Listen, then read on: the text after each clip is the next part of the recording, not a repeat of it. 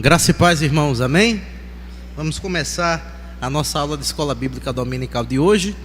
E hoje nós vamos dar início a uma série de estudos aqui na classe da EBD que vão interagir com a apologética cristã. A apologética cristã é a área da teologia cristã que trata da defesa da fé. E nós vamos fazer um estudo de religiões comparadas, onde nós vamos estudar seitas, heresias e crenças comparadas ao cristianismo. Hoje nós vamos começar analisando o espiritismo. O que é o espiritismo? Quais as suas crenças? Será que o espiritismo ele encontra base nas escrituras? O que é que a escritura fala a respeito das doutrinas espíritas? O que é que a Bíblia e também a ciência ela fala ao respeito? Nessa série de estudos nós vamos estudar sobre várias outras crenças também, mas hoje vai ser a nossa crença que vamos estar começando a estudar, tá certo? Mas antes, vamos curvar as nossas cabeças, vamos orar, rogando iluminação da parte do Espírito Santo de Deus. E eu gostaria, antes da gente orar, de fazer um pedido. O pedido é uma pessoa de alma muito caridosa, uma pessoa uma pessoa para passar aqui o microfone caso alguém queira contribuir, alguém queira falar, tá certo? Pronto, obrigado, viu, Pedro? Vou deixar esse microfone aqui. Eu tenho absoluta certeza que vai ser uma aula bem participativa. Vamos curvar as nossas cabeças e vamos orar ao nosso Deus. Pai, em o nome do Senhor Jesus, graças te damos por tudo, Senhor. Graças te damos, Pai, pelo culto que acabamos de participar, pelo momento de adoração onde escutamos a Tua palavra e devocionalmente, ó Pai, nós fomos alimentados.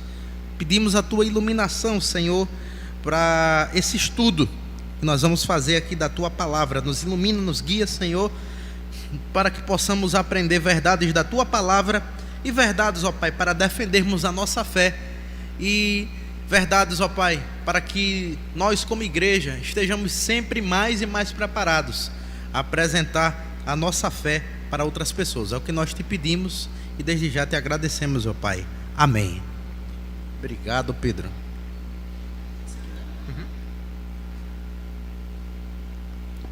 Antes de nós começarmos, eu gostaria de ler um texto da carta de Paulo aos Gálatas, capítulo 1, versos do 1 ao 9. A carta de Paulo aos Gálatas foi escrita entre os anos 55 a 57 depois de Cristo, para os cristãos que se reuniam na igreja da Galácia. E essa igreja vivia uma situação bem peculiar. Os irmãos daquela igreja, eles haviam apostatado da fé.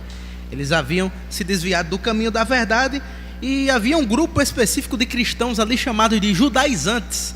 Eles eram cristãos que haviam se convertido, oriundos do judaísmo, e eles ensinavam: olha, vocês se converteram ao evangelho, mas vocês ainda precisam das práticas judaicas, vocês precisam das oblações, dos sacrifícios, fazer isso, aquilo, outro. E Paulo, tendo conhecimento disso, ele escreveu a respeito desse assunto logo aqui no capítulo 1, que é o que nós vamos ler para dar base aqui ao nosso estudo, os versos do 1 até o 9. Diz o seguinte: Paulo, apóstolo, não da parte dos homens, nem por homem algum, mas por Jesus Cristo e por Deus Pai, que ressuscitou dentre os mortos, e todos os irmãos que estão comigo nas igrejas da Galácia. Graça e paz da parte de Deus Pai de nosso Senhor Jesus Cristo, ao qual se deu a si mesmo por nossos pecados, para nos livrar no presente século mal, segundo a vontade de Deus, o nosso Pai, a qual seja dada a glória para todos sempre. Amém. A partir do versículo 5, ele vai entrar no assunto que eu acabei de abordar. Aliás, versículo 6, ele diz o seguinte: maravilho-me de que tão depressa passasseis daquele que vos chamou a graça de Cristo para outro evangelho, o qual não é outro, mas há alguns que vos inquietam e querem transtornar o evangelho de Cristo. Mas ainda que nós mesmos, ou um anjo do céu, vos anuncie outro evangelho, além do que já vos tenho anunciado, seja anátema. Assim, como já vos dissemos, agora de novo também vos digo, se alguém vos anunciar outro evangelho, além do que já recebestes, seja anátema. Essa palavra anátema significa maldito. Bom, vamos então dar início a essa série de estudos. Hoje nós vamos tratar a respeito do Espiritismo, mas eu gostaria de começar conhecendo aqui um pouco dos irmãos que estão aqui participando. Você que participa também através do YouTube, na internet, você pode participar colaborando aqui com os comentários. Eu gostaria de perguntar aqui, há algum irmão aqui presente ou que acompanha aqui através da internet que já foi de alguma crença espírita ou espiritualista? Há alguém aqui presente que teve alguém da família ou já morou perto de algum centro espírita? Há alguém aqui? Não, né? Eu já fui vizinho já de um centro espírita, aliás, de uma pessoa que ela era espírita quando eu morava ali na Avenida 6. Tive dois vizinhos, uma senhora por nome Dona Geralda, que até já falecida, ela era o clássico caso do brasileiro que nós vamos ver daqui a pouco aqui com algumas estatísticas que eu vou trazer aqui do IBGE.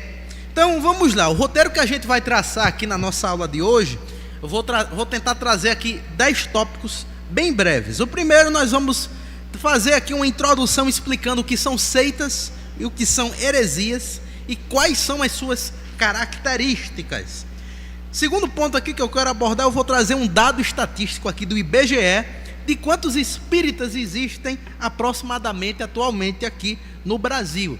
Em terceiro lugar, nós vamos abordar sobre a história da crença espírita. Quarto tópico que a gente vai abordar aqui são os principais livros que são fontes de autoridades da crença espírita. Quinto lugar, vamos abordar quais os principais nomes brasileiros dessa crença religiosa. Sexto lugar, as suas doutrinas. Em sétimo lugar, que é aqui onde eu quero, no sexto e no sétimo tópico, onde nós vamos gastar mais tempo aqui na aula de hoje. Sexto tópico são as doutrinas espíritas e o sétimo, as contradições bíblicas a respeito das doutrinas espíritas. Oitavo lugar, algumas contradições científicas a respeito das doutrinas espíritas. Nono, considerações finais. E em décimo e último lugar, vamos fazer um fechamento, uma conclusão do assunto. Tranquilo? Vamos começar então. O que é que são seitas e o que são heresias? Antes da gente abordar o espiritismo em si, é fundamental a gente compreender os conceitos de seitas e de heresias. Vamos então às seitas. As seitas são grupos religiosos que se desviam da doutrina central do cristianismo, muitas vezes reinterpretando verdades fundamentais.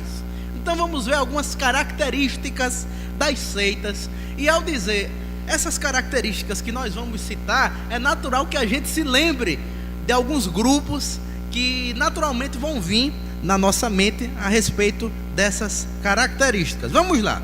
Uma seita é um grupo autoritário em sua estrutura de poder, e os líderes de uma seita, eles tendem a ser muito carismáticos. Eles são decididos, eles são dominantes, eles persuadem os seus seguidores a abandonar as suas famílias, seus trabalhos, as suas amizades, a se distanciarem ali do seu rol, do seu ciclo social, para segui-los, para fazer parte daquele grupo ao qual ele lidera. O grupo e não o indivíduo controla as suas propriedades, controla de forma da crença exercida pelo domínio do medo, o seu psicológico e o seu dinheiro e ali as suas vidas. Então essa é a primeira característica de uma seita. A segunda característica de uma seita é que ela aparenta ser inovadora, ela aparenta ser exclusivista. O líder geralmente de uma seita, ele afirma romper com uma tradição, romper com um sistema religioso e dizer, olha, é o seguinte, as verdades que aquele sistema religioso ali ele ensina, na verdade foram verdades que foram distorcidas, entre aspas, para esconder e exercer domínio sobre vocês, mas essa verdade esteve oculta durante muito tempo e eu estou trazendo agora. É assim geralmente que o líder de uma seita ele faz, ele oferece algo novo e instituindo um único sistema viável de mudança que solucionará todos os problemas da vida daquele indivíduo que está seguindo aquela seita. Enquanto ele afirma isso, ele veladamente utiliza a coerção psicológica sobre os seus membros para inibir a sua capacidade de examinar a validade das presunções do líder de sua própria seita. Terceira e última característica de uma seita que eu quero apresentar aqui é que a seita ela é totalmente exclusivista. Ela é totalmente exclusivista. Ela aparenta, aliás, ela não somente aparenta, mas ela diz que está rompendo ali com aquele sistema e apresenta a única verdade, segundo o líder da seita, a única verdade aceitável, que fora dessa verdade tudo deve ser absolutamente descartável. Eu não preciso nem citar nomes, não preciso nem dar nomes a instituições que naturalmente com essas características a gente vai lembrando, a gente vai identificando o que de fato é uma seita. Já as heresias são ensinos contrários à ortodoxia cristã. Geralmente a heresia ela surge de uma meia-verdade. Ela surge de uma meia-verdade ali que ela é distorcida. Ela é um ensino contrário à ortodoxia cristã, frequentemente alterando a compreensão de Deus, de Cristo ou da sua salvação.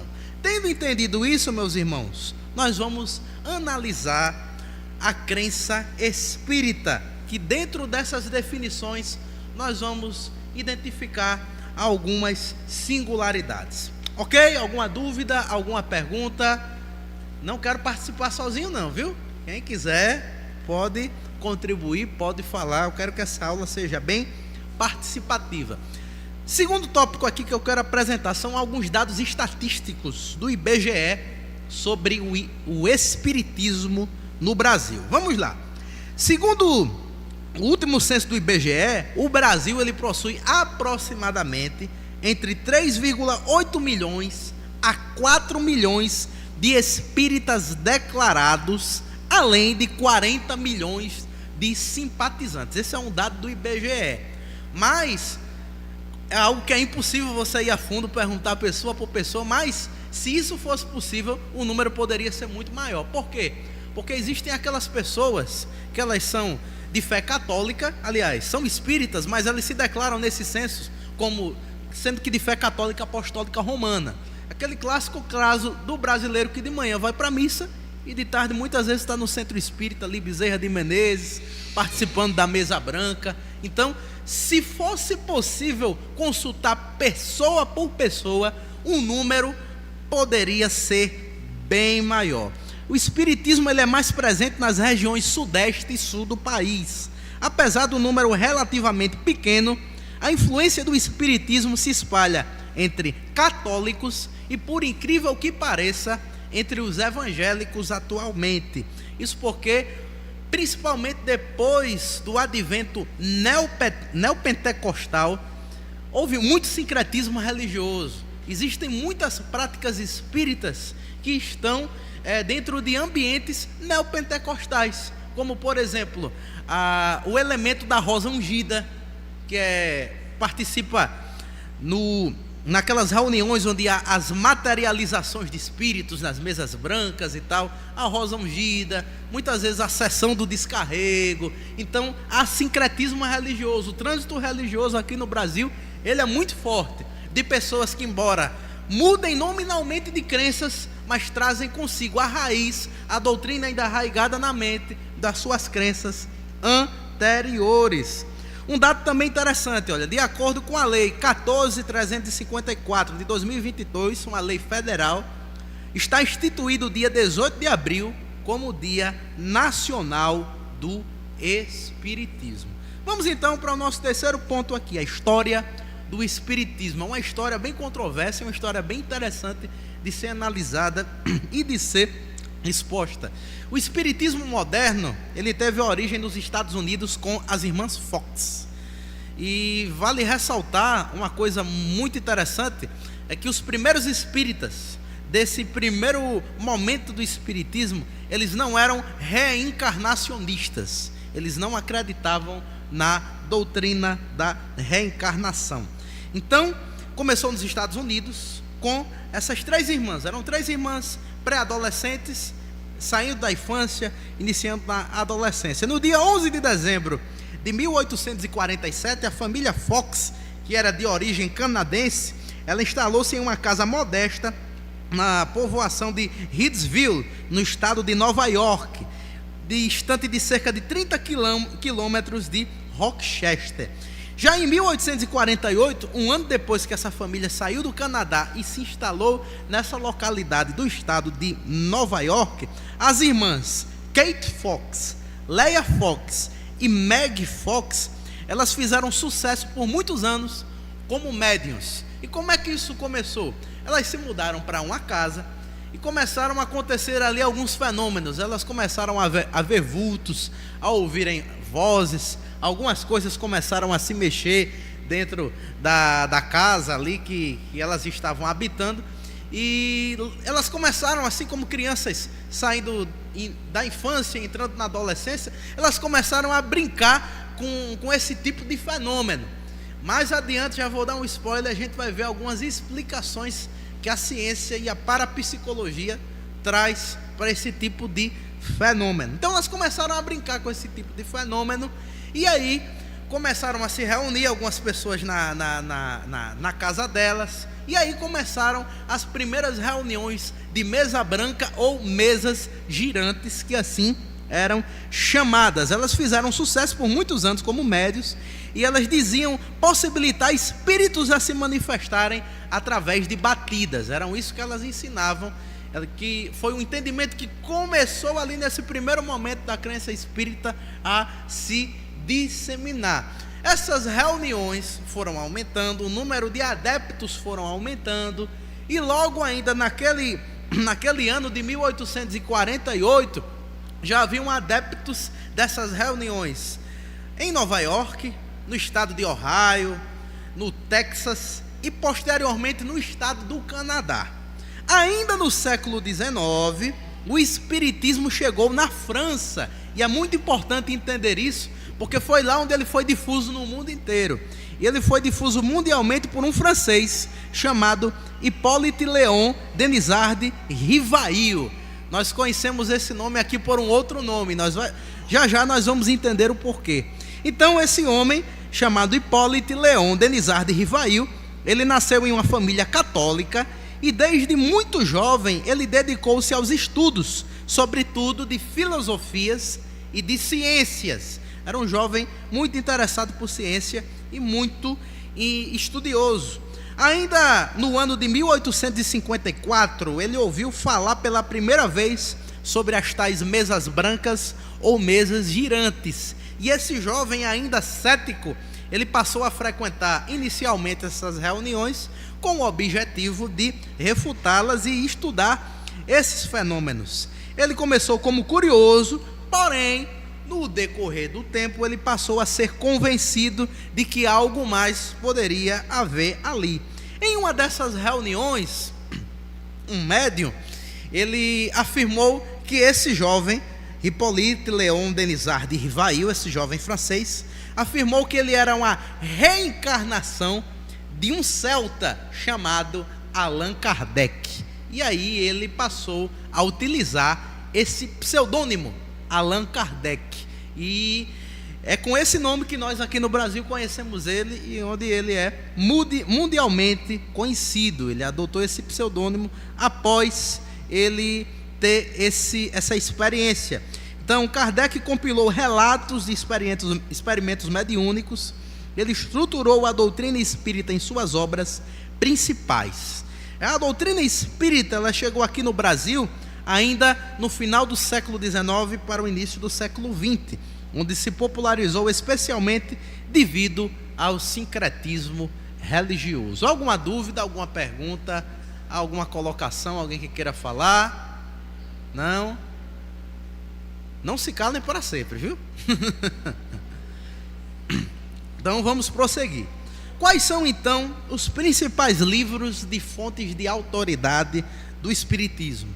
Embora os espíritas eles citem muito a Bíblia, os evangelhos, principalmente os evangelhos, eles não citam quase nunca as cartas de Paulo. Embora eles citem muitos textos dos evangelhos, a Bíblia não é a fonte de autoridade de sua doutrina, mas são 5 livros. Esses 5 livros eu tenho. Hoje, infelizmente, eu não tive uma dificuldade muito grande de tempo e acabei esquecendo de trazer alguns, mas na próxima aula eu me comprometo de trazer. Então existem 5 livros que são os 5 livros principais da literatura espírita. Alguns estudiosos costumam chamar de o Pentateuco kardeciano. Que livros são esses? O Livro dos Espíritos, que foi publicado em 18 de abril de 1857. O Livro dos Médiuns, publicado em janeiro de 1861. O Evangelho segundo o Espiritismo, publicado em 15 de abril de 1864. O Céu e o Inferno, publicado em 1º de agosto de 1865. E a Gênese, que foi publicado em 6 de janeiro de 1868. Desses 5 livros, que é chamado de o Pentateuco kardeciano, os 5 livros principais da crença espírita, existem 2 ainda que são estudados com mais frequência, que é o Livro dos Espíritos e o Evangelho segundo o Espiritismo. Mas tem muitos outros livros espíritas, e dos mais vendidos e mais consumidos aqui no Brasil, contemporaneamente, estão os seguintes títulos: Nosso Lar, Violetas na Janela e O Consolador. Eu trabalhei numa livraria, um período, Livraria Nobel. Eu e a minha esposa, a gente já trabalhou lá, e realmente eram livros bem procurados mesmos. Então, quais são os principais nomes do Espiritismo aqui no Brasil? Esse é o nosso 5º tópico. Destaco aqui 3. O primeiro dispensa apresentações, que é Chico Xavier, que ele foi o maior expoente do Espiritismo brasileiro, e ele escreveu cerca de 400 livros. O outro é o Bezerra de Menezes, que foi muitas vezes chamado de o médico dos pobres, que ele promoveu ali uma união entre a medicina e o espiritismo. Foi basicamente com Bezerra de Menezes aqui no Brasil que começou a medicina mediúnica, que são os chamados hospitais espirituais dentro do espiritismo, com médios como, por exemplo, João de Deus e outros e tal, desses hospitais espirituais. E o nome, também o terceiro nome que eu destaco aqui é de um contemporâneo, uma pessoa ainda viva, que é Divaldo Franco, que é um palestrante e internacionalmente conhecido escritor também dentro do espiritismo. Então vamos para os 2 tópicos que eu quero gastar aqui um pouquinho mais de tempo, que é o que realmente para o nosso estudo de hoje ele interessa, que é o 6º e 7º tópico aqui do nosso estudo, que são as doutrinas do espiritismo, e o 7º tópico, o que é que a Bíblia fala a respeito dessas doutrinas. Vamos lá. O espiritismo, ele baseia-se em algumas crenças fundamentais. A primeira crença é a da comunicação com os mortos. A doutrina espírita, ela ensina que a comunicação com os mortos, ou a comunicação com os espíritos, segundo eles, é um fenômeno natural e possível, baseado na imortalidade da alma. Segundo Allan Kardec, isso está lá no Livro dos Espíritos, livro de autoria dele, os espíritos são seres humanos desencarnados que podem interagir com os vivos por meio da mediunidade, uma faculdade presente em diferentes graus em algumas pessoas chamadas de médiuns. Então, se você é alguma pessoa que já viu algum vulto, ou sentiu a impressão de, tipo, sei lá, estou sentindo que eu não estou sozinho, dentro da doutrina espírita, essa pessoa que desde criança ou em algum momento da vida desperta esse tipo de fenômeno, essa pessoa ela é descrita para eles como sendo um médium, uma pessoa que tem a capacidade de fazer essa mediação com os espíritos. E como é que há essa comunicação segundo a doutrina espírita? Através de algumas formas, como por exemplo a psicografia, que é a escrita mediúnica. Eu tenho absoluta certeza que todos os que estão presentes aqui em algum momento da vida já viram algum vídeo na internet de Chico Xavier fazendo ali uma psicografia ali. Uma outra forma, segundo eles, é a psicofonia, que é a incorporação e fala mediúnica. Uma outra forma é a vidência, que é a visão de espíritos. Uma outra forma é a tipologia, batidos e sinais físicos. E a última forma, segundo eles, é a materialização, que segundo eles, raramente os espíritos podem se manifestar visivelmente, mas isso pode acontecer em ambientes ali preparados. Isso segundo a doutrina espírita. Uma coisa interessante também que eu esqueci de mencionar: aqui no Brasil existe a classificação de autoespiritismo e baixo espiritismo, baixas crenças espíritas e altas crenças espíritas. As crenças identificadas como sendo as do autoespiritismo são as doutrinas kardecistas, as dos baixos espiritismos, e essa diferenciação se ocorre pelo fato de o espiritismo kardecista, embora tenham reuniões como mesa branca, hospitais espirituais, mas eles não têm culto, não têm celebração, não têm rituais. Já as religiões espiritualistas de matrizes africanas e sincretistas com crenças indígenas, como por exemplo, tem uma crença que só existe aqui no estado do Rio Grande do Norte e na Paraíba, que é a denominada de catimbó. Acho que todo mundo já ouviu falar nessa expressão. Fulano é um catimbozeiro, fulano está fazendo um catimbó. Pronto, ela é uma crença que só existe aqui no Rio Grande do Norte e na Paraíba. É um sincretismo de crenças espiritualistas de matrizes africanas com crenças indígenas, e ali também um misto um pouco da doutrina kardecista. Então, essas outras crenças, segundo especialistas e segundo os próprios espíritas, tem essa diferenciação entre autoespiritismo e baixo espiritismo. Dentro ainda desse aspecto da doutrina que eles têm da comunicação com os mortos, a comunicação com os espíritos, segundo eles, tem como objetivo principal o esclarecimento e o consolo e o auxílio do progresso humano. Ou seja, todos os livros da literatura espírita, desde aqueles que fazem parte do Pentateuco kardeciano, que eu citei anteriormente, até outros livros, segundo eles, ou recebem influência direta de espíritos, ou chegam a ser psicografados. Depois, no próximo tópico, nós vamos colocar isso em xeque com as Sagradas Escrituras, e nós vamos ver algumas questões sérias que precisam ser analisadas quanto a isso.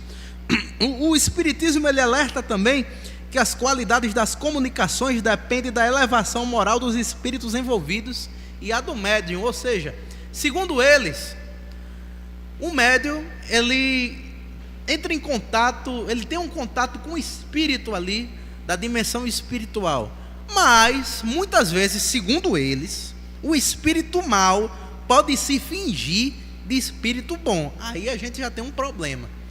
Como é que um médium, como é que vai saber que aquele espírito é de procedência boa ou ruim? A gente já tem um problema. Já tem um problema nessa questão. Vamos lá. Os espíritos superiores, segundo eles, transmitem mensagens edificantes e instrutivas, enquanto espíritos menos evoluídos podem enganar ou confundir. Segundo eles, é essa diferenciação.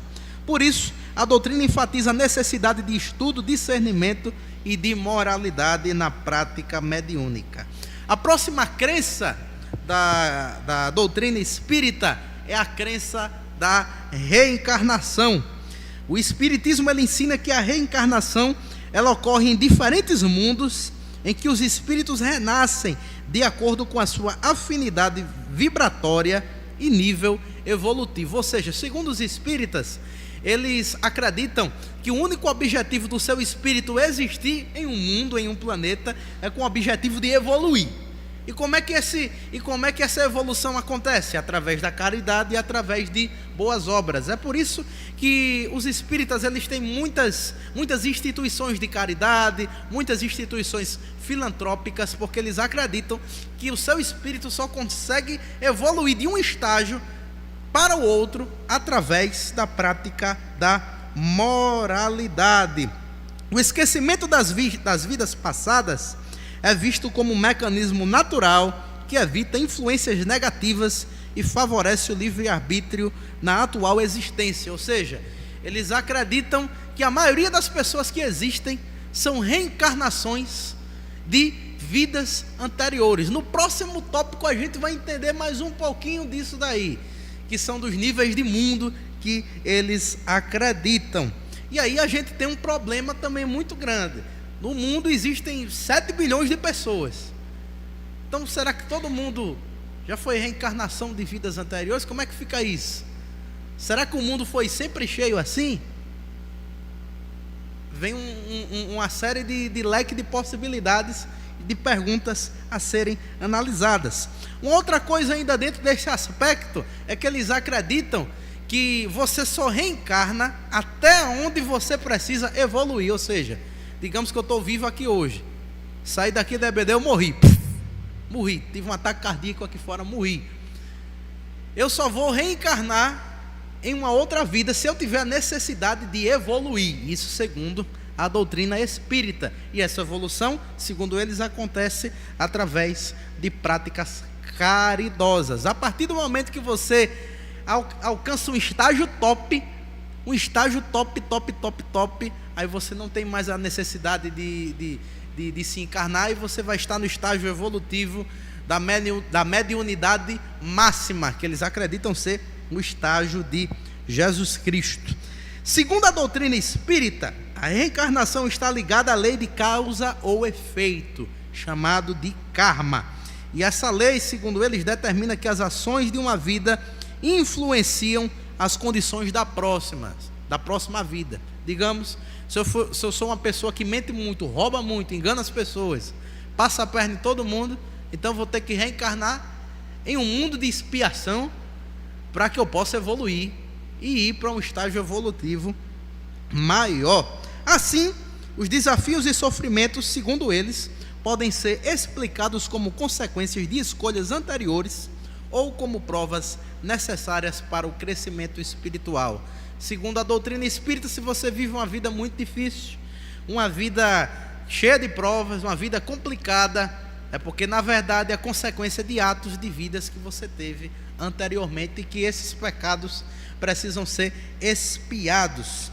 E essa visão, meus irmãos, ela difere de tradição para tradição, porque a doutrina reencarnacionista não existe somente dentro do espiritismo, mas existe dentro do hinduísmo, do budismo, e eles acreditam isso no hinduísmo, no budismo, que uma pessoa pode se reencarnar em um animal ou em algum outro ser. Já na doutrina do espiritismo kardecista não há esse entendimento.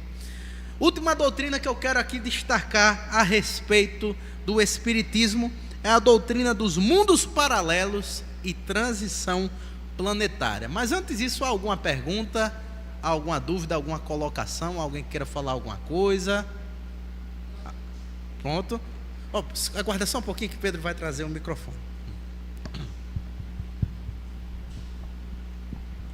Então quer dizer que para o espiritismo, com essa evolução, então ninguém pode morrer em pecado. Tem sempre que voltar para evoluir, para ser perdoado os pecados. Exatamente. E o perdão dos pecados, não existe o conceito de pecado dentro da doutrina espírita. Vou já chegar nesse ponto. Não existe inferno e não existe céu dentro da doutrina espírita.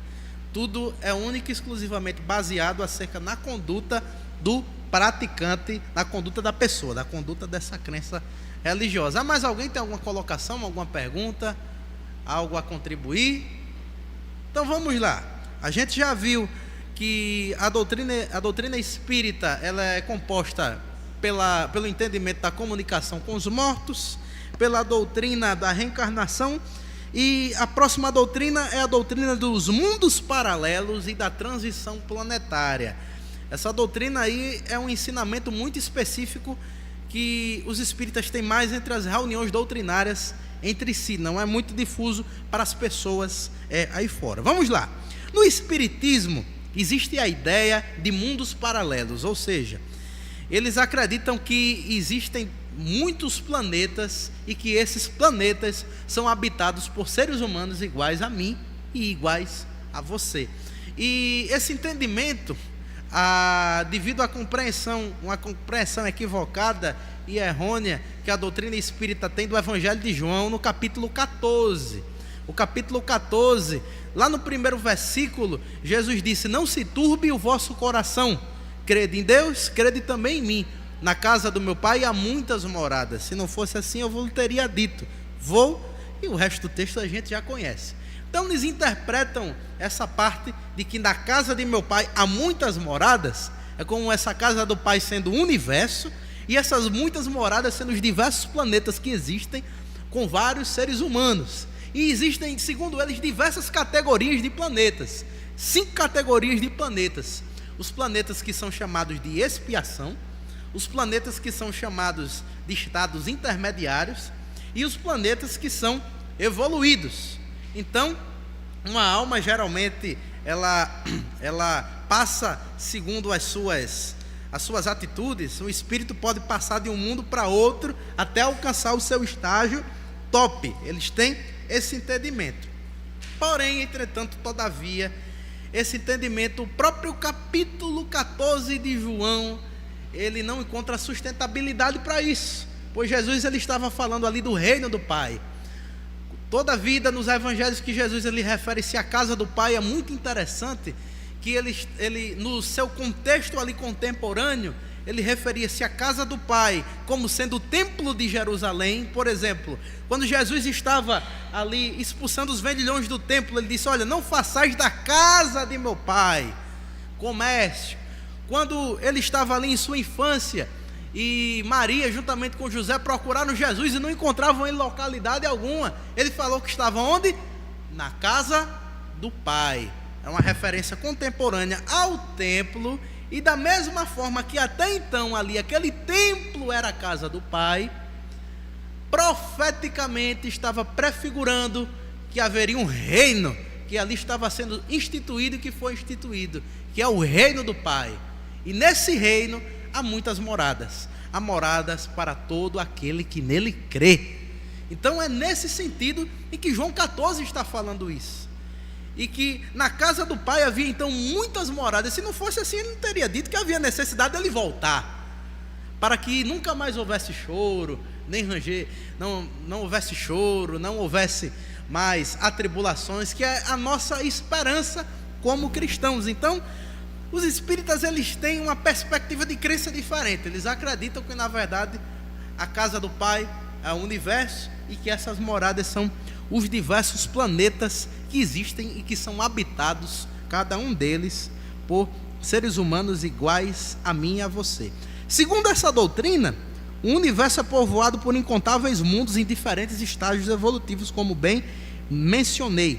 E para eles, os espíritos podem reencarnar neles conforme o seu grau de progresso.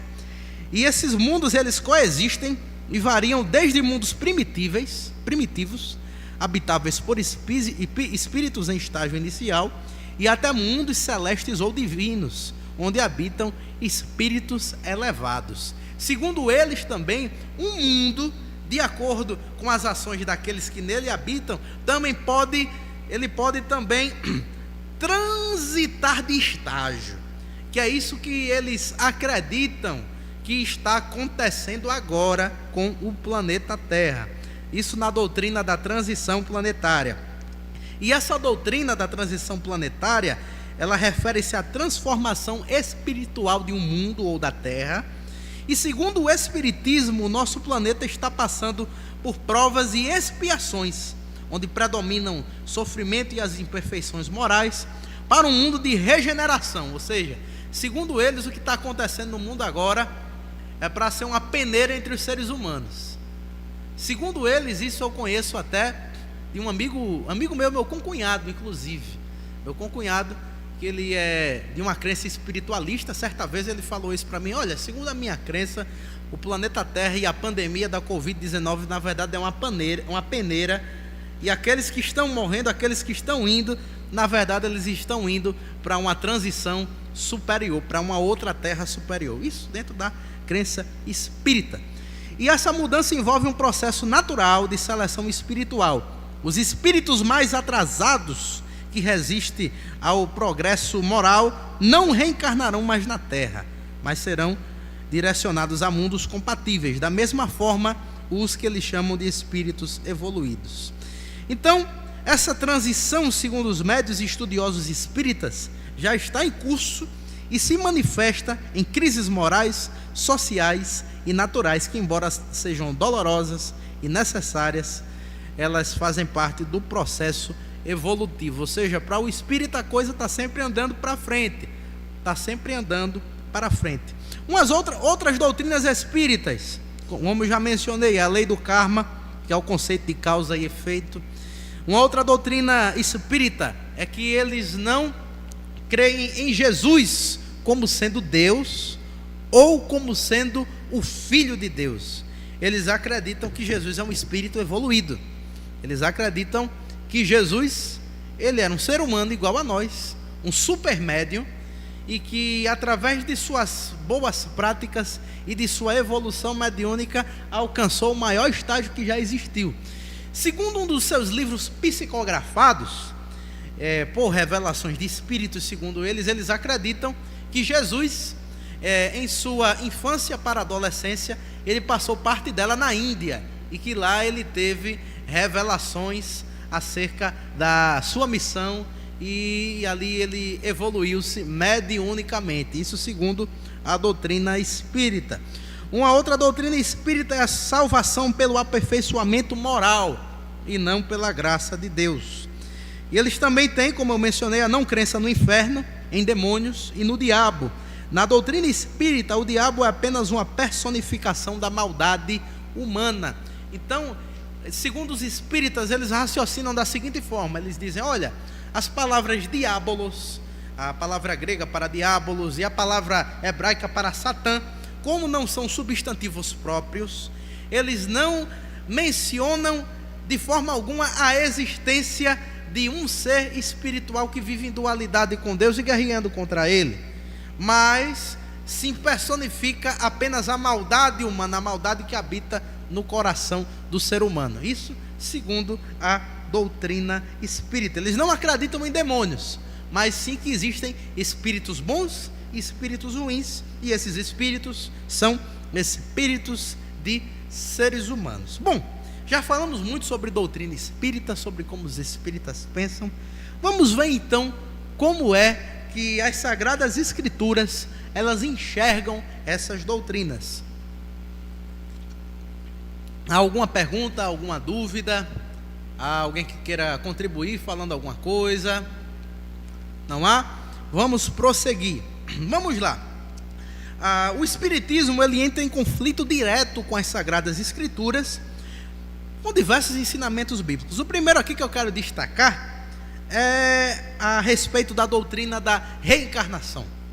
Eles acreditam que se você morre, você vai reencarnar, seja no mundo de expiação, ou você vai evoluir para um estágio superior, em um outro mundo mais evoluído, até chegar o momento que você vai se tornar um espírito super evoluído igual a Jesus Cristo. Porém, a Bíblia Sagrada, ela não concorda com esse tipo de ensinamento.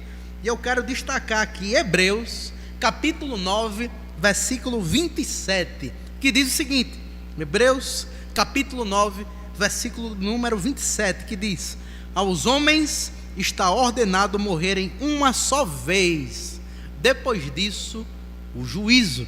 A Bíblia é clara: não se morre duas vezes, nem três e nem quatro, uma vez, e depois disso o juízo final, o dia do Senhor, onde Ele irá reunir todos os seres humanos, e cada um irá responder pelos seus atos diante de Deus. Os cristãos, aqueles que creram em Jesus, já passaram da morte para a vida, justificados pelo sangue de Jesus. Oi? Uma vez, é verdade. É verdade. Então, só se morre uma vez. Não se morre duas, nem três, nem quatro vezes. Uma outra contradição bíblica é a proibição da comunicação com os mortos. E eu quero destacar aqui o texto de Deuteronômio, capítulo 18, versículos 10 e 12, que diz o seguinte: Entre ti não se achará quem consulte os mortos, pois é abominação ao Senhor. Em um outro verso da Escritura, a Bíblia nos alerta que ao uma pessoa fazer essa prática, ela não está consultando espírito nenhum que já morreu. Na verdade, está consultando a demônios. E, meus irmãos, isso é muito claro também em um episódio nas Sagradas Escrituras, quando o rei Saul, ele então tentou consultar o espírito do profeta Samuel, que ali já havia morrido. Deus estava em silêncio para com o rei Saul, e ele foi buscar uma médium. E o texto lá é bem claro, dizendo que ela rogou para que o espírito subisse da terra e que os deuses subissem da terra. Não era nada que vinha do alto, era algo que vinha de baixo. Então, além de ser uma proibição clara nas Sagradas Escrituras, esse tipo de prática, através da Bíblia Sagrada, é claro, meu irmão, minha irmã, e óbvio, que uma pessoa, quando tenta se meter nesse tipo de coisa, está se metendo com demônio, está se metendo com coisas espirituais muito sérias. Uma outra coisa que a Bíblia entra em xeque é com a doutrina de que Jesus é um espírito evoluído, e pela Bíblia isso não encontra base. Jesus é Deus e não apenas um espírito elevado. E eu quero levar vocês aqui lá para o texto do Evangelho de João, capítulo 1. E diversas vezes na Escritura Jesus mesmo disse: eu e o Pai somos um. Primeiro verso do Evangelho de João: no princípio era o Verbo, e o Verbo estava com Deus, e o Verbo era Deus. Em grego, em arque, em hologos, kai hologos, kai prostokteo. Na tradução literária, no princípio era aquele que é a palavra, ou seja, Deus. Aquele que é a palavra estava no princípio com Deus, e aquele que é a palavra era o próprio Deus. E o versículo 14, já adiantando, mesmo diz que esse Verbo se fez carne e habitou entre nós, e vimos a sua glória como a do unigênito do Pai, cheio de graça e de verdade. Ou seja, meu irmão, minha irmã, Jesus é Deus. Jesus é Deus. Jesus não foi um espírito de um ser humano que evoluiu através de suas práticas e de suas próprias obras, até se tornar um super espírito evoluído. Não, ele é Deus. Deus, Deus, a segunda pessoa da Trindade. Então, uma outra doutrina que entra em choque com as Escrituras é que a salvação não é pela evolução moral, a salvação é pela graça. A palavra graça vem do grego charis, que significa favor de Deus, que não se merece. Efésios capítulo 2, versículos 8 e 9, diz que pela graça sois salvos por meio da fé. Mas adiante vai dizer, não de obras para que ninguém se glorie. E no capítulo 1 da carta aos Efésios, Paulo vai nos ensinar que nós fomos predestinados desde antes da fundação do mundo para as boas obras. Ou seja, as boas obras é o resultado daquele que tem a mente regenerada pelo Evangelho. Nós não fazemos boas obras, caridade, não temos uma boa conduta para sermos salvos. É porque nós já somos salvos, escolhidos por Cristo, expiados os nossos pecados pelo sangue de Jesus na cruz do Calvário, é que nós praticamos boas obras. Então, a salvação é pela graça, não pela evolução moral. Uma outra coisa, meus irmãos, que entra totalmente em xeque com a revelação progressiva das Escrituras, é um fato muito interessante que eu mencionei no decorrer da exposição, acerca da literatura espírita, dos livros espíritas, em sua maioria ou psicografados ou com influência, segundo eles, de espíritos. Por exemplo, segundo os espíritas, através de livros psicografados, como já mencionei, Jesus em sua infância para a adolescência teria ido para a Índia. Não existe essa informação em canto nenhum, mas segundo eles receberam por revelações de espíritos, estão em livros que foram psicografados. E aí a gente tem um problema muito sério. Que problema sério é esse? são os referenciais bibliográficos. Quem garante que esse espírito é um espírito bom? Ou um espírito enganador? Ou que esse espírito mentiu? Não existe. E isso entra em choque com as Sagradas Escrituras, porque essa biblioteca aqui que nós temos na mão, a Bíblia Sagrada, essa biblioteca com 66 livros, ela passa por todos os crivos arqueológicos de comprovação textual histórica. Destaco aqui 2: a historiografia e a manuscritologia. Então, o que é que acontece? Vou dar aqui um exemplo. Textos de Tucídides, de Heráclito, de Aristóteles, dos principais filósofos da literatura clássica, nós só temos 2 ou 3 cópias, e com espaço muito grande da primeira cópia que nós temos registrada ao momento original na história em que ela foi escrita, um espaço assim de mais de 1000 anos. Já os textos do Novo Testamento, nós temos cópias em abundância, cerca de 14 milhões de cópias só do Novo Testamento, e o período que nós temos da cópia mais antiga ao período histórico em que aquele texto foi escrito é um espaço de 40 anos, de 30, 50 anos. Ou seja, se a gente for comparar com a literatura clássica, há mais base arqueológica para se acreditar na Bíblia do que para acreditar em algum filósofo da literatura clássica. E como é que o Espiritismo, a doutrina espírita fica em questão, se não há referenciais bibliográficos? Se o autor é um espírito que a gente não sabe nem de que influência ele veio, como é que fica a autoridade da fonte de doutrina daquela crença? Então, através da Bíblia Sagrada, que é o nosso manual de regra de fé e prática, a palavra de Deus, dentro dos recursos humanos que a gente conhece, a gente tem autoridade total para acreditar nesse livro que transforma vidas. Então, vamos para o nosso 8º ponto. A gente já está perto já de concluir o nosso estudo. São algumas... Fala aí, Pedro. Alisson, é interessante também notar que o Espiritismo, né, ele se vende como trazendo uma novidade, né, historicamente. Então, e como se não, né? Na doutrina espírita, o Allan Kardec, ele é o responsável por trazer, complementar aquilo que Jesus trouxe. Então, ele seria superior, né? Primeiro vem Moisés, depois vem Jesus Cristo, que traz mais coisas, depois o próprio Allan Kardec, ele traz coisas superiores, né? Mais entendimento. E o Espiritismo vende isso como uma coisa nova, mas essa ideia do Espiritismo já é uma ideia muito antiga, né? Você vê os sumérios, a Babilônia, as religiões de mistério, filosofias antigas gregas, né? Como o dualismo, né? Tudo que o Espiritismo traz, tudo isso, né? Como se fosse algo novo, mas não passa pela história, né? Não passa pela história de jeito nenhum. Então, a Bíblia já falava contra a comunicação com mortos há 2 séculos antes dele, né? 4.000 anos antes a Bíblia já está falando desses pontos aí.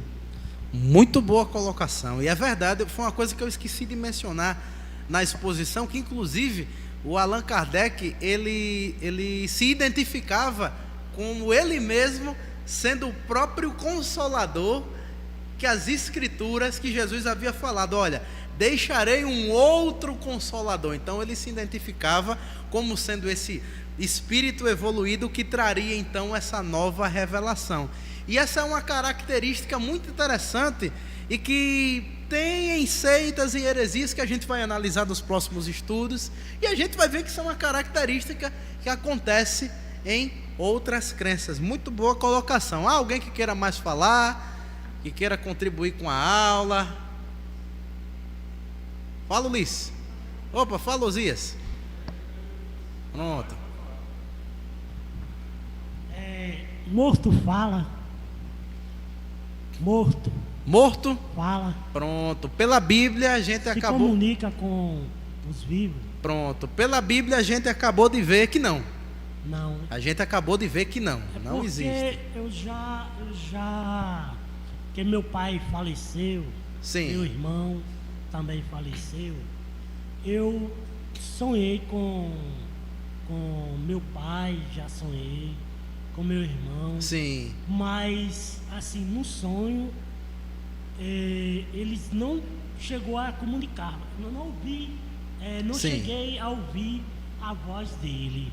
Sim. Assim, tá entendendo? Pronto. Não cheguei a ouvir a voz dele, mas ver, assim, imagem de meu pai, meus irmãos, do dia, das ações que ele fazia no dia a dia. Sim. Eu via e percebia, mas não cheguei a ouvir. Agora, que eu ouço a voz de vivo, sem a pessoa estar presente em corpo,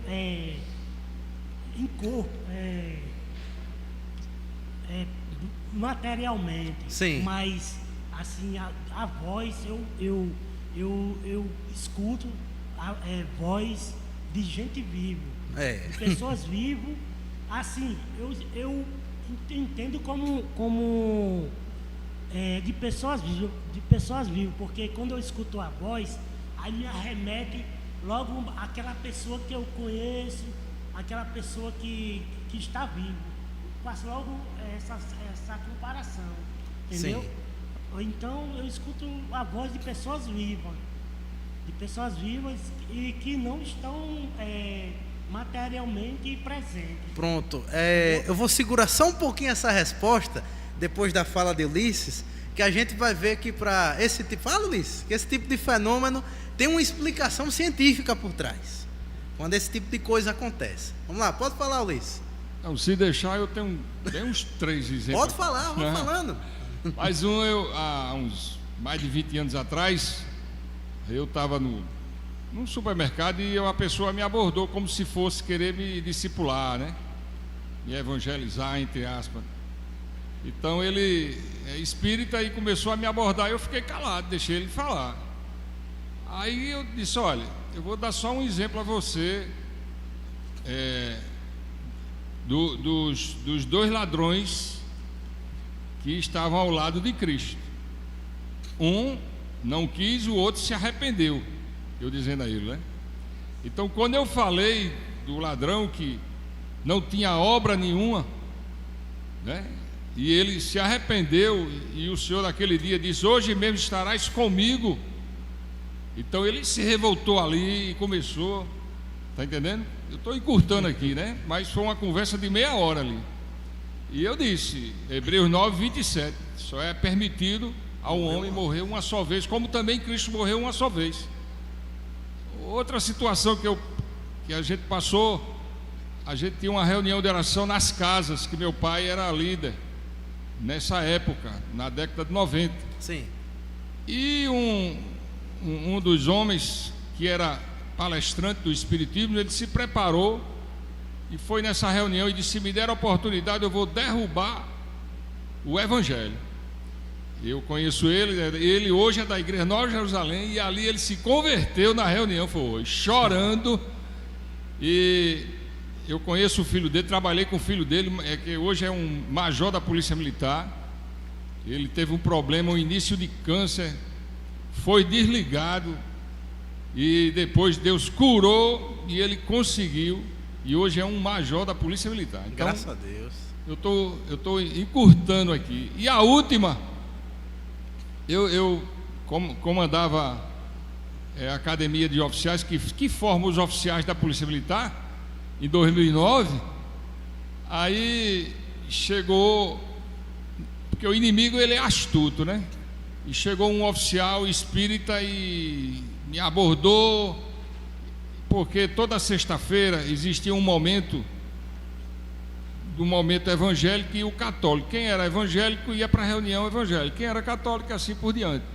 E ele disse, e ele me abordou e eu contestei com ele em algumas partes da Bíblia, mas não tinha jeito. Ele dizendo: isso é uma discriminação, né?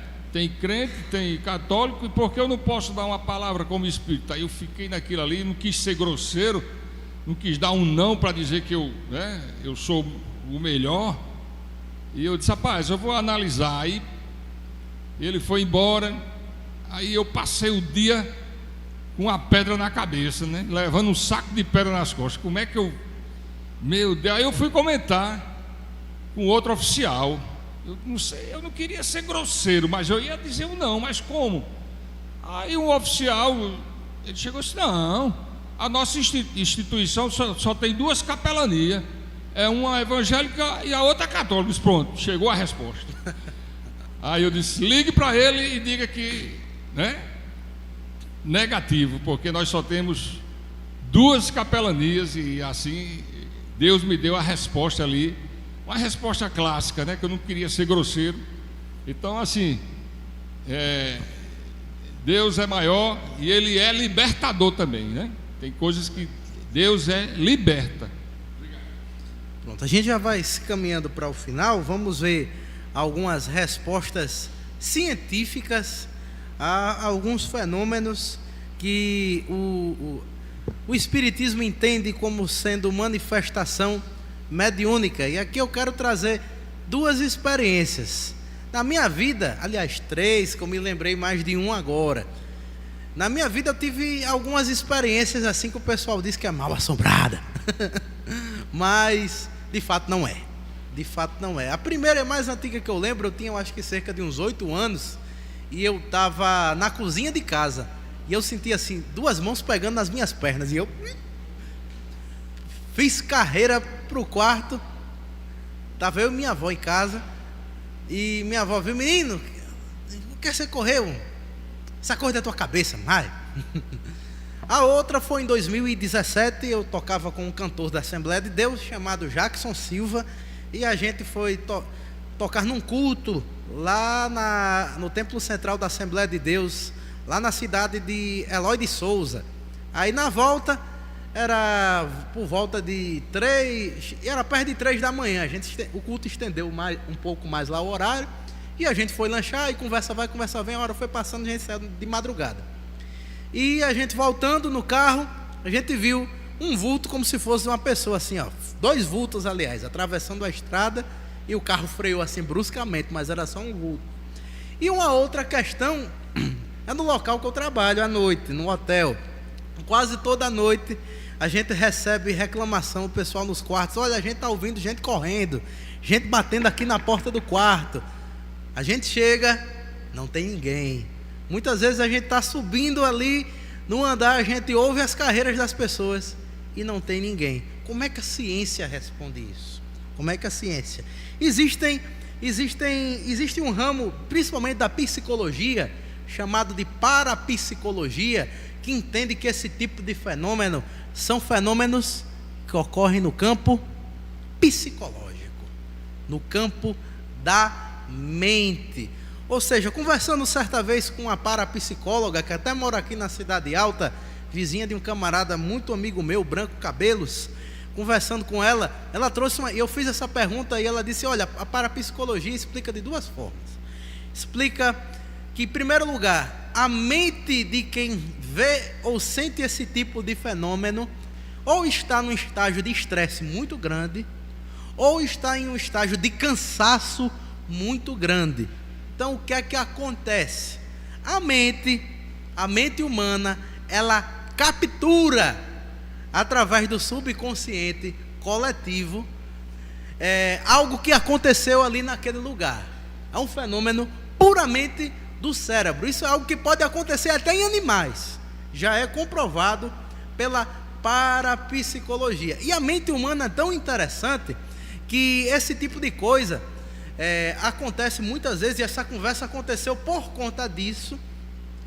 Minha avó, como todos sabem, faleceu ano passado, e no dia que ela faleceu, na hora que ela faleceu, a minha mãe estava em casa e ela sentiu uma tristeza muito profunda no coração. Ela disse: eu estou tão triste. E foi para a sala, ficou lá sentada, cabisbaixa, e não entendia o porquê. E minha avó no hospital. Quando eu cheguei lá, tive a notícia de que ela tinha falecido. E detalhe, na mesma hora que a minha mãe sentiu essa tristeza profunda. Então eu fui tirar uma dúvida com essa parapsicóloga, e ela explicou: olha, o que é que acontece? Isso é um fenômeno da mente. Muito provavelmente, o que é que aconteceu? A pessoa que estava lá no hospital com a sua avó lembrou-se da sua mãe, e aí a mente é conectada ao subconsciente coletivo e a esse tipo de fenômeno. Então, esses tipos de fenômeno Explicação número 1. São coisas puramente psicológicas no campo da mente humana, manifestações da mente humana, como também a gente tem que ter discernimento espiritual. Muitas vezes existem pessoas que sofrem opressão maligna. E como é que a gente vai saber a linha tênue entre essas duas coisas? Através do estudo da palavra. Não tem outro caminho. É estudar a palavra, é orar, é se consagrar, ter um bom conhecimento bíblico, se debruçar no estudo das Sagradas Escrituras para desenvolver o discernimento. Vamos lá. Através da ciência também, meus irmãos, existe uma ausência de provas acerca da reencarnação. Ela não é comprovada cientificamente. Nenhum estudo científico confirma a transmigração de espíritos. Também tem a falta de comprovação sobre a comunicação com os mortos. Pesquisas mostram que fenômenos mediúnicos podem ser explicados por sugestão psicológica, ou seja, sugestão psicológica, fraude, algo que é transmissão telepática, lembrei do nome, é também algo que os parapsicólogos eles identificam como sendo a capacidade de um cérebro se comunicar com o inconsciente de um outro cérebro, fenômeno da mente humana. Também existem falta de provas sobre física e energia e muitos conceitos usados por espiritistas que não há comprovação científica. Doutrinas como fluido vital, tudo isso não tem base científica nenhuma. Então, nós vimos aqui que através da Bíblia e através da ciência, pode falar, olha o cientista aí, vai falar agora. Não. Sobre a questão de fala dos mortos, né? A Bíblia é muito clara de que aqueles que morreram, as pessoas de fato que morreram, elas não falam conosco mais, né? Existe uma parábola lá em Lucas, capítulo 16, do rico e do Lázaro, que deixa isso muito claro, né?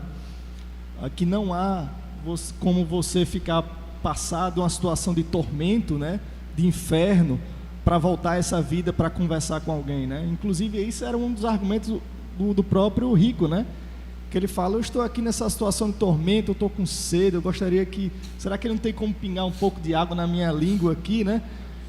Avisa, eu tenho 5 irmãos, né? Eu gostaria de avisá-los para que eles não viessem para cá, para esse local de tormento, né? E o que é dito para ele? Ele fala que é dito para ele o quê? Que não adianta isso aí, porque os seus irmãos, vamos dizer assim, eles já têm Moisés e os profetas, e se eles não escutarem, não adianta. E se eles não escutaram Moisés e os profetas, não vão escutar você, mesmo que você ressuscite dos mortos. O que mostra que o estado eterno é um estado imutável, ele é fixo. Não existe essa espécie de transição, né, de pessoas que vêm. A Bíblia fala que Satanás é o pai da mentira, né?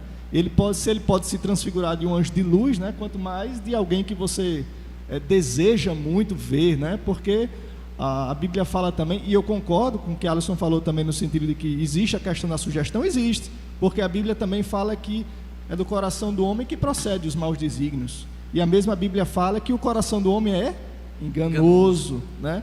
Mas também a gente tem que levar em consideração o mundo espiritual. Satanás é o pai da mentira e ele está disposto a dissuadir do caminho, de nos afastar de Deus. Olha só o que essa passagem nos diz aqui em 2 Tessalonicenses, olha só.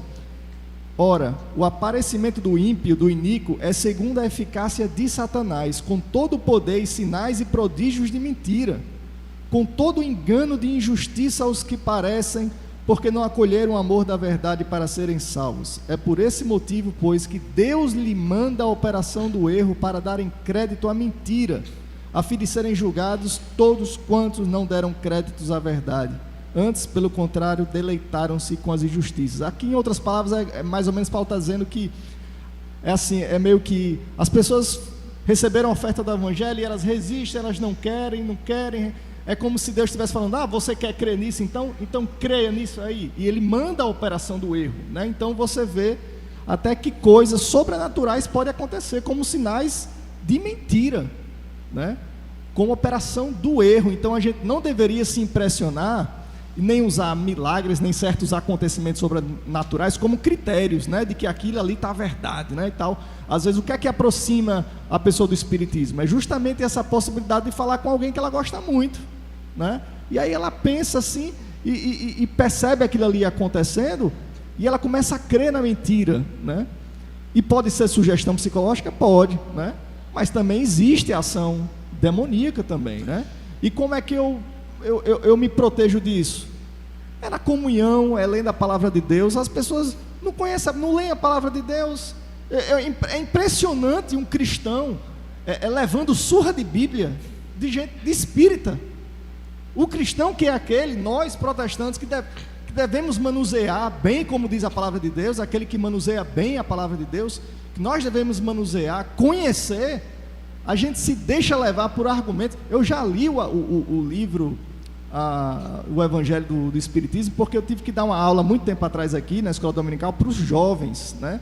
E aí eu tive que tomar esse veneno praticamente assim, né? Mas assim, é ruim, gente. É ruim, não é porque eu sou cristão evangélico, não. É ruim a exegese desse pessoal. É ruim demais, sabe? Quando eles usam a Bíblia é de fazer vergonha. Todas as regras que você pensar de hermenêutica e exegese é jogada no lixo, né? Argumentos fracos, e aí é impressionante como algumas pessoas se impressionam, né, quando alguns dizem que a Bíblia ensina a reencarnação. Porque João Batista era Elias, porque isso, é impressionante, e as pessoas ficam caindo nesse conto, né, da carochinha, e fica se impressionando com tudo isso. Mas por quê? Não leem, não conhecem as Escrituras, não conhece as promessas de Deus, não conhece, fica suscetível, não participa da comunhão, não participa dos meios de graça, não ouve bons sermões, não escuta bons cânticos, não ora, e aí não é de se impressionar que a pessoa caia nesse tipo de coisa, sem um mínimo de discernimento. Eu acho impressionante isso, e quando eu vejo que cada vez mais as pessoas têm 50, 60 anos de igreja e nunca leram a Bíblia toda, sinceramente, existem tantas formas da gente ler a Bíblia, planos de leitura, quem gosta de plano anual, né? Tem várias formas de ler as Escrituras. Infelizmente, pessoas que estão na igreja não leram a Bíblia toda. É impressionante. Nós que éramos conhecidos como o povo do livro, né? E aí acontece tudo isso, né? Mas a gente tem que estar apegado, tem que estar na ponta da língua, sabe? Quando Jesus foi tentado por Satanás, e Satanás pervertia a palavra de Deus, Jesus respondia como? Com a palavra, na hora. O que é que Davi fala? Guardei a tua palavra no meu coração. Você pode ler, mas você pode não guardar. Mas guardar o quê? Você está ali na ponta da língua. Falou, apareceu aquela situação de você, você, você já tem, por quê? Você já tem tanta intimidade já com as Escrituras, que você vai lá aplicando, aqui isso, aqui, na pele, né? Mas isso só acontece como? Intimidade, vida de oração, leitura, e muita gente não está disposto. Tem gente que não está disposto a aprofundar relacionamento aqui entre irmãos, né? Verdade, clara. O tempo aí. Eu não gosto de falar sozinho, não. Eu dou o maior valor. Então, vamos lá. Vamos caminhar para as considerações finais e para a conclusão. Vamos lá. O Espiritismo apresenta-se como uma doutrina de amor, de caridade e até mesmo como uma doutrina superior ao ensino de Moisés e ao ensino de Jesus, mas ela diverge profundamente do cristianismo bíblico.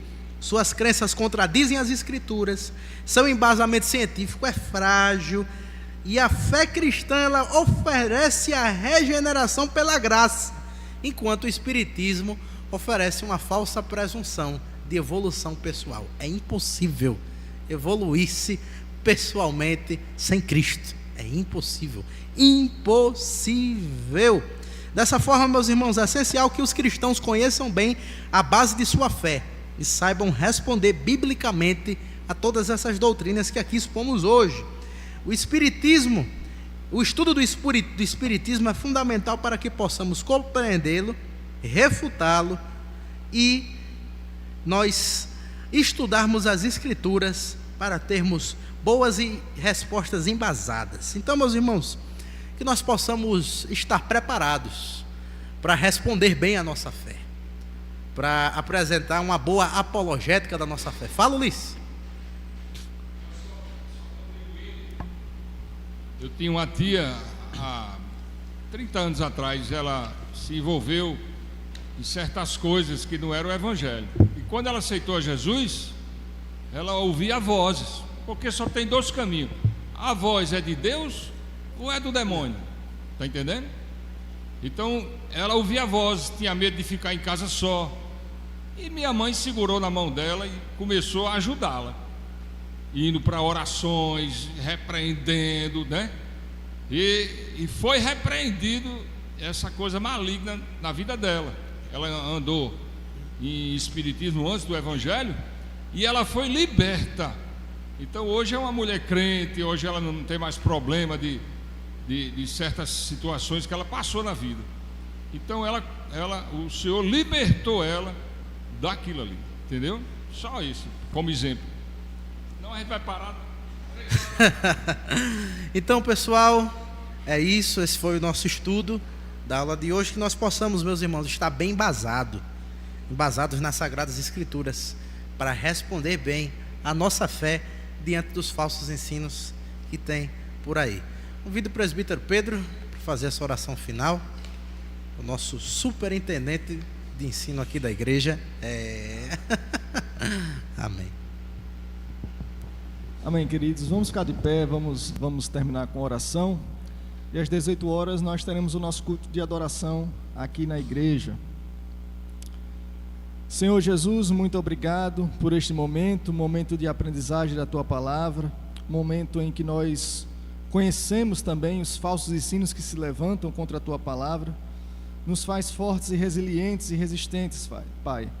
Nos dá, Senhor, ser conosco para que possamos estudar as Escrituras, nos dá força, disposição, Pai, e esteja conosco, Senhor Jesus. Nos abençoa, nos protege, nos faz sermos ousados na defesa da Tua Palavra, ó Deus, para que estejamos prontos a responder a defesa, Senhor, daquilo que nos traz a esperança no nosso coração.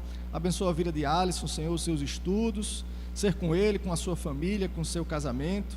Nos abençoa, Pai, abençoa cada um que se encontra aqui, aqueles também que nos acompanha por meio da transmissão. Nos dá, Senhor, do Teu Santo Espírito, nos enche do Teu Espírito Santo, ó Deus. Nós queremos Te adorar, queremos louvar o Teu santo e poderoso nome. Muito obrigado por cada vida que aqui se encontra, ser conosco, em nome de Jesus, o nosso Salvador. Amém.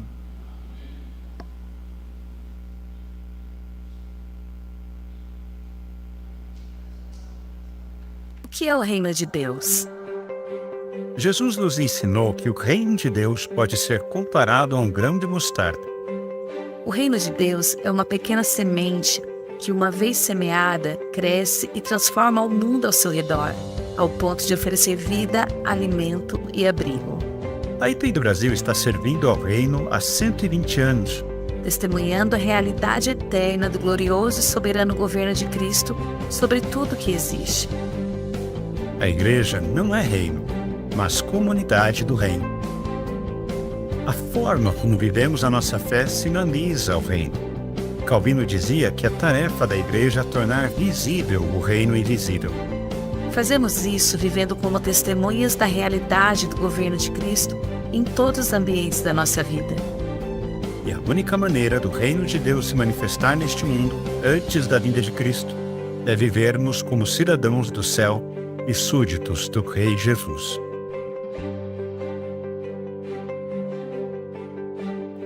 IPI do Brasil, há 120 anos servindo ao reino.